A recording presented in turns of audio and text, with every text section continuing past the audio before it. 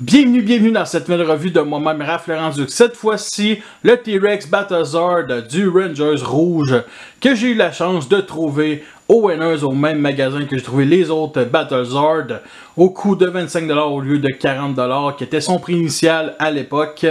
Alors, on a comme d'habitude l'artwork du Rangers Rouge à la droite. Et il contient aussi sa petite figurine et on peut venir assembler le Megazord justement avec les autres Battlezords si vous les avez. Alors on a ici des sons et lumières que je vais revenir plus tard, des missiles et bien entendu c'est du film Power Rangers de 2017.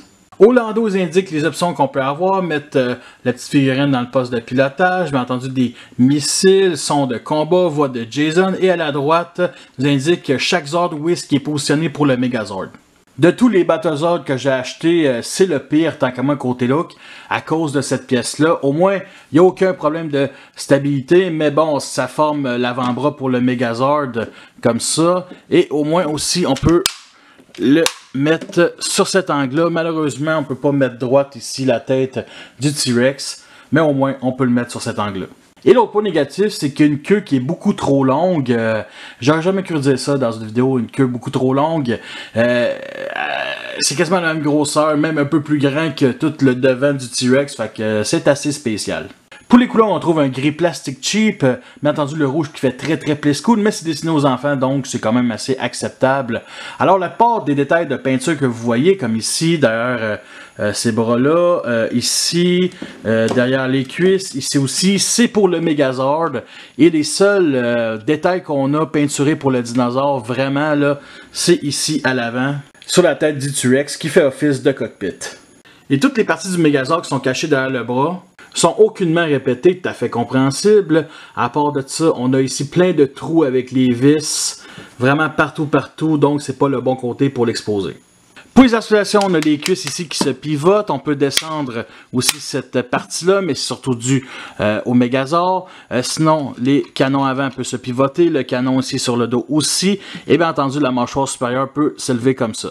Et c'est lui qui transporte la tête du Megazord dans sa bedaine. La petite figurine qu'il nous fournit avec, alors on a ici des magnifiques détails pour la visière. Ça apprend qu'on a vraiment quelque chose de screen accurate comparé aux autres. Du gris ici pour l'emplacement de la bouche et du bleu métallique ici au centre du plastron.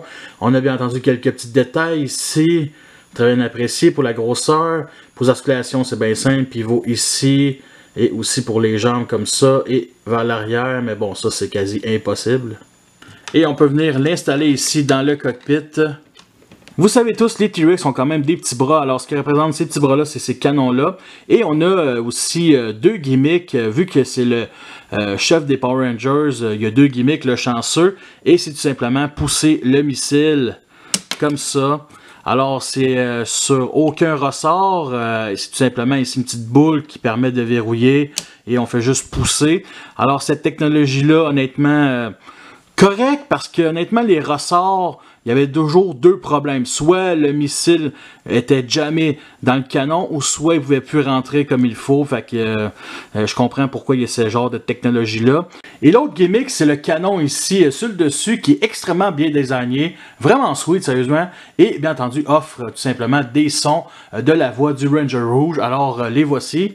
T-Rex, it's time for battle.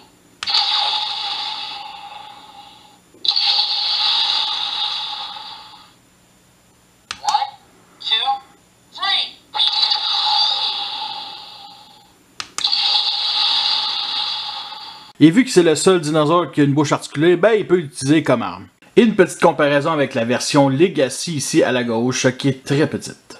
Nous sommes rendus à la fin de cette revue, j'espère que vous l'avez apprécié, vous avez vu les pour et les contre, alors je vous recommande seulement si vous avez l'intention d'acheter les autres Zords pour compléter le Megazord, parce que tout ça, ça vaut pas la peine. Pour la qualité de plastique, on ressent bien entendu le vide, il n'y a aucune surprise là-dedans, c'est comme les autres Zords. À part de ça, ben écoutez, pour celui qui me manque, le Blue Zord, il est extrêmement cher sur eBay, mais je sais qu'un jour il faudrait que je l'achète.